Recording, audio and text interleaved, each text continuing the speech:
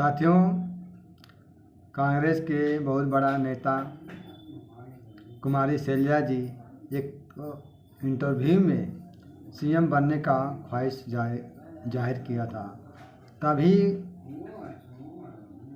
कांग्रेस के हुड्डा के कुछ समर्थकों ने उनको जाति सूचक शब्द से अपमान किया और उसके बाद उसी समय में बीजेपी का एक मीटिंग था और उसमें बड़े बड़े नेता भी आए थे। वहाँ पूर्व सीएम खट्टर जी भी आए थे और उसी मीटिंग में एक एससी अर्थात दलित समाज एक विधायक भी आए और मंच पर जो कुर्सियां लगी थी उस पर बैठने जा रहे थे। तभी कोई नेता बोले कि यहाँ पे आपका जगह नहीं है, नीचे बैठ जाइए। तभी वो गुस्सा में आकर कुर्सी को फेंक दिया और नीचे आके बैठ गए।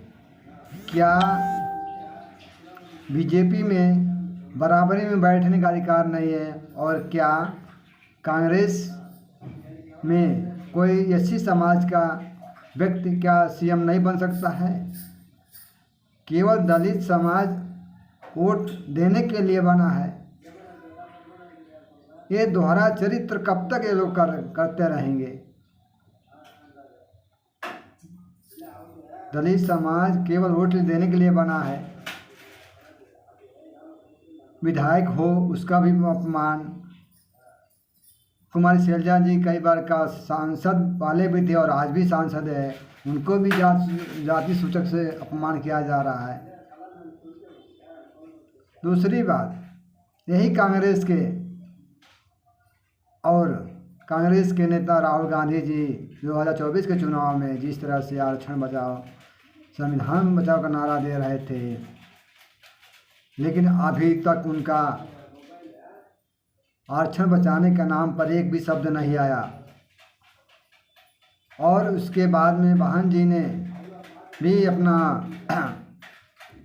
भी कहा था कि जिस तरह से इंडिया गठबंधन के नेता आरक्षण बचाओ संविधान बचाओ का नारा दे रहे थे, अगर SC ST के क्रीमी लेयर के नाम पर वर्गीकरण किया जा रहा है, तो अगर SC ST के आरक्षण का हितैषी हैं इंडिया गठबंधन के नेता, तो सभी नेता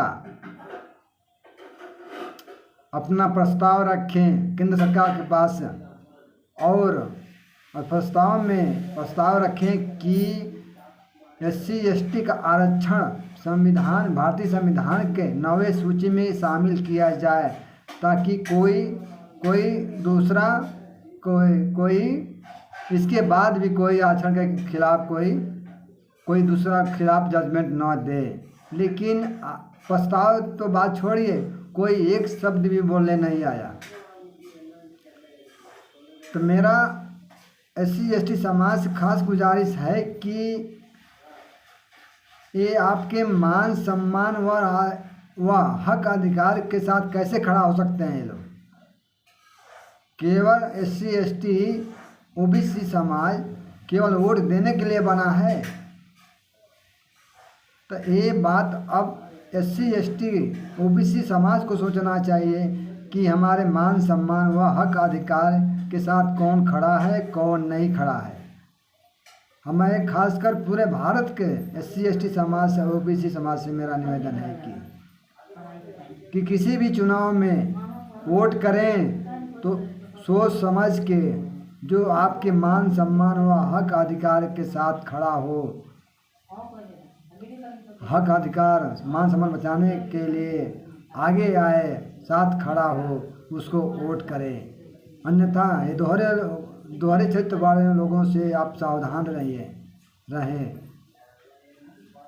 नहीं तो कहावत है ना, मुंह में राम बगल में छुरी, मुंह में भीम बगल में छुरी। ये सटीक बैठता है, मुंह में जय भीम बगल में छुरी, ये लोग ऐसे ही रखते हैं। तो इनसे आप सबको सावधान रहना चाहिए। इसी पर यहीं पर मैं अपनी बात को विराम करता हूँ। जय भीम, जय भारत।